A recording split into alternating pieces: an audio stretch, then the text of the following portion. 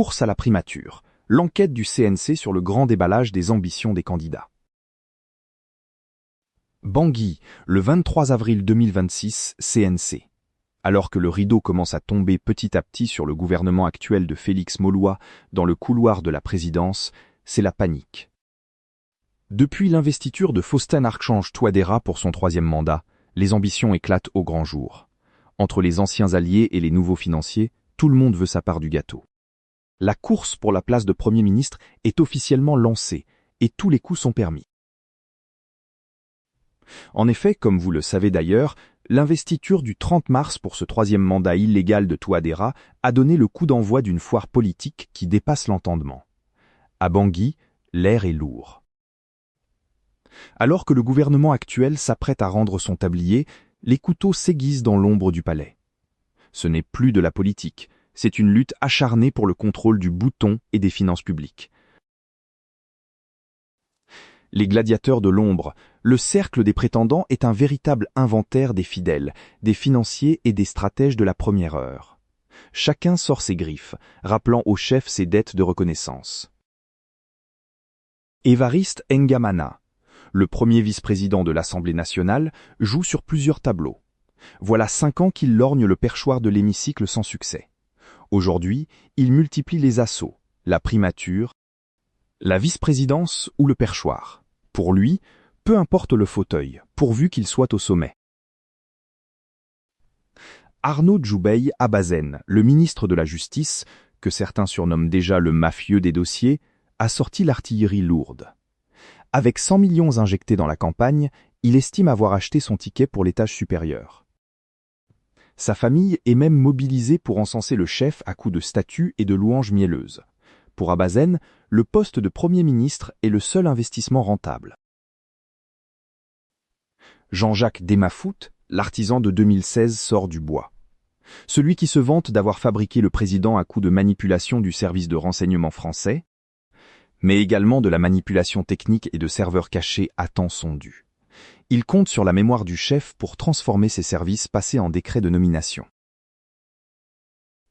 Sani Yalo, l'argentier du régime, le conseiller qui pèse des milliards, ne compte pas rester sur la touche. Après avoir financé la machine électorale, il veut maintenant diriger l'orchestre gouvernemental. Obed Namsio, le directeur de cabinet, moteur actuel de la présidence, se verrait bien franchir le pas. Mais le chef acceptera-t-il de se séparer de son collaborateur le plus proche pour l'envoyer au front de la primature? Rufin Benham Beltungu, ministre des Mines du gouvernement Moloua. Dans cette course, il avance masqué. Mais son poids est immense. Le ministre des Mines est l'homme qui pèse lourd, très lourd pour le régime. Véritable artisan des contrats opaques avec la Russie, c'est lui qui pilote les dossiers miniers permettant de renflouer les caisses noires de l'État. Son rôle est crucial. Il doit assurer le financement d'Africa Corps, dont le coût s'élève à 10 milliards par mois versés à Moscou.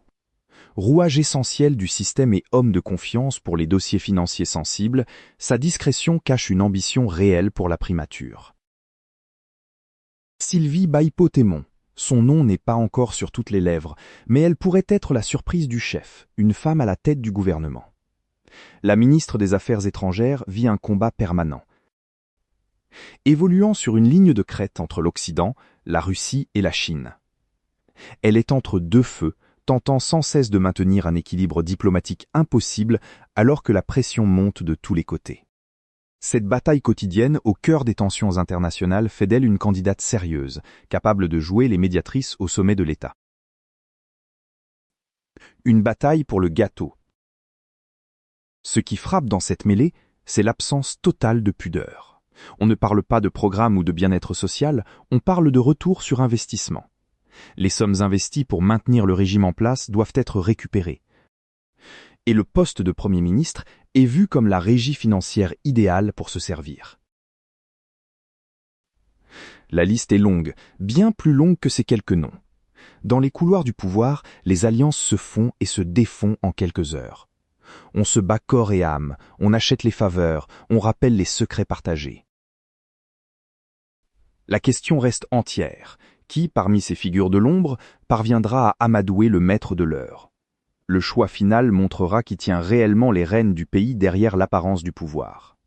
L'avenir nous dira si ce sera le plus offrant, le plus malin ou le plus ancien complice. Par Alain Nzilo. Contacter Corbeau News Centrafrique.